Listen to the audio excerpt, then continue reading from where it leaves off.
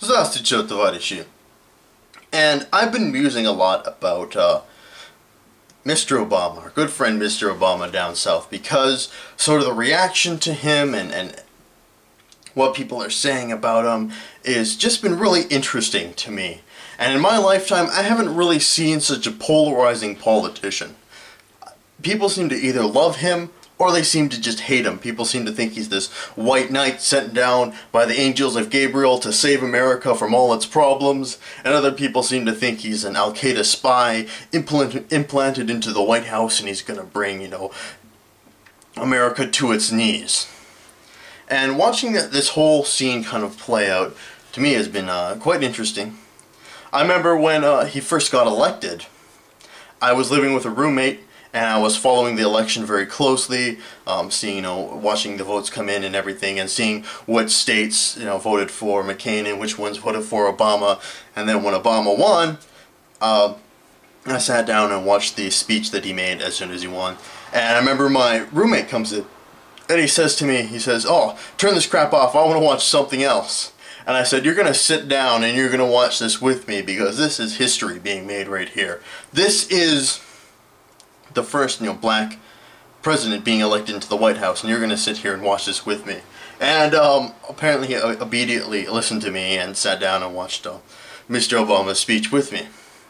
But I remember looking back and seeing some of his earlier speeches, while he was on the campaign trail and so on and so forth. And the guy is clearly a very smart guy. The guy clearly has a lot of good ideas and stuff that he wants to implement. The only problem is, with the American system of government, it's really difficult for him to implement what he wants to implement. Because in the American system of government, the legislative and executive branches are separated.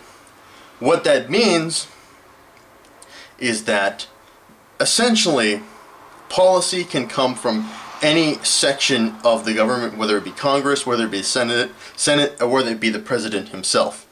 And every piece of legislation and every bill has to be approved by all three elements of the government. Whereas in Canada, the legislative and executive branches are fused together. Policy can only come from the Prime Minister himself and his cabinet, of course. So essentially the process is the cabinet or Stephen Harper wants to implement a bill, his cabinet comes together, they draft that bill, and so on and so forth. They bring it to the House of Commons here in Canada, they debate on it for a little bit, but the Prime Minister's party has to vote for him, and has to vote for his policy, and as long as he has a majority in the House of Commons, that policy is going to get implemented. So things can happen very rapidly in Canada, and the Prime Minister has a lot of power, and anything he wants to get done is going to get done.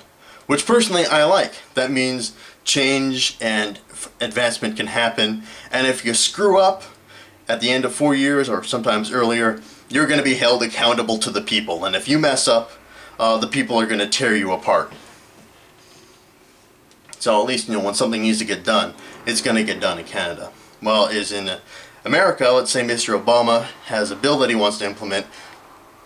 He can take it, but then it has to go through Congress, and the Democratic Party doesn't necessarily have to vote with Mr. Obama, and it might die there, but then if it goes through Congress, it has to go through the Senate as well, and it might die there, and then finally Mr. Obama gives his final ascension. So, very different. People seem to think that maybe Canada's system of government and America's system of government are very different, but they're very similar, but they're actually quite different.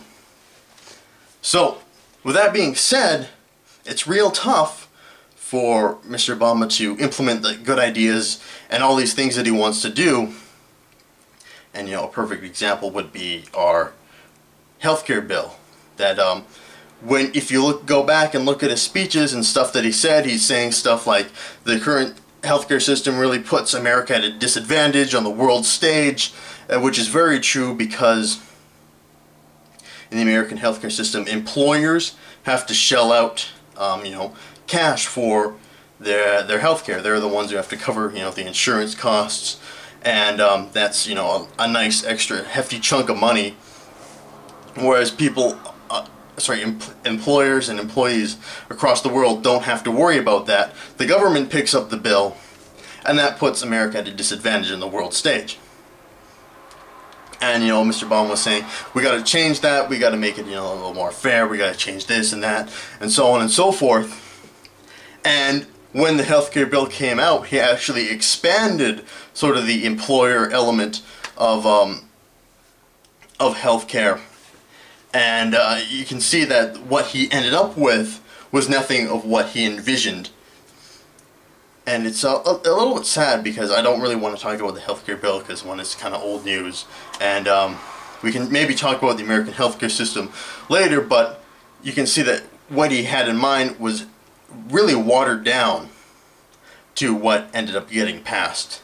And in the end, you know, he has to water down what he wants to a point where it's not really going to help anything that he intends.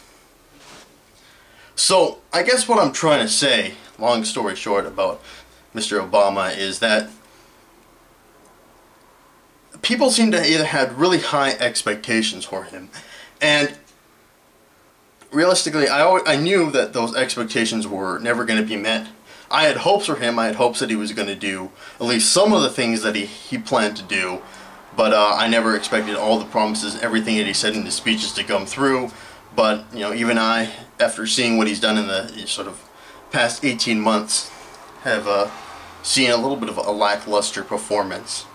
But for those of you who are really like hardcore Obama supporters, I heard an interesting task for you to do. Someone actually suggested this to me, is to take a piece of paper and write down what you think needs to happen for Obama's presidency to be considered successful. So just take a piece of paper and write down what you think. I wrote down on my piece of paper, I wrote down one thing, and that was get out of Afghanistan. If he doesn't get out of Afghanistan, then I really can consider his presidential reign to be successul. He's not going to get out of Afghanistan. In fact, he's doing a troop surge, which is the absolute worst thing you could do in terms of Afghanistan.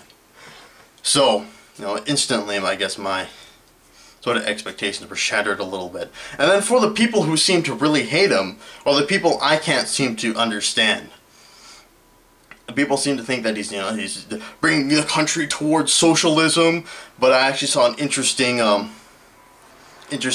piece where some guy was comparing President Obama to President Reagan, and a lot of his policies were actually even more conservative than the figurehead of conservative, you know, or neoconservativeness, Mr. Reagan himself, which I thought was really interesting. I mean, he had some points, but then again, he fell short on a couple other points. But still, a lot of his policies have been incredibly conservative, even more conservative than you know, Reagan himself. So I don't know what these Obama supporters are screaming about. If anything, it's weird because I really hate the bipartisan politics of America. I infamously hate both the Democrats and the Republicans. But as soon as Mr. Bush got voted out, Obama comes in, all of a sudden, like, these weird blinders the Republicans had on get lifted off, and they can see all the things that Bush did bad in his presidency. All the things Obama has to inherit. He has to inherit, you know, 2 wars, a huge growing deficit and debt, and all of a sudden, the Republicans start blaming him for all this bad stuff that's happening. You know, it's all his fault. He did all this, when in reality, he hasn't really done anything. That it's really been the policies of Bush and so on and so forth. And all of a sudden, now that their guy is out, these blinders come off, they see all the bad things that are happening, but instead of actually, you know, looking towards the problem, they start blaming Mr. Obama. And to me, that's a very interesting sort of thought process, if you will. Just bipartisan politics, always found a little bit weird, but also pretty hilarious at the same time. But anyway, I don't really have like an overarching point with this. I just wanted to muse about Obama a little bit because he's been on my mind. So, you know, let me know what you think about Obama. I want to see what some of you guys have for that task that I issued you. Write down what you think Obama needs to do for his presidency to be considered a success down in the comments. Hope you guys enjoyed this video. Also want to know what you guys actually think about our president, or not our president, you know, the American president as well, whether you be American yourself or, you know, off in Europe or Canadian or South American or Asian, wherever. Just want to know what you think about the guy. And it's going to be Joseph Stalin signing off for now, and you guys take care.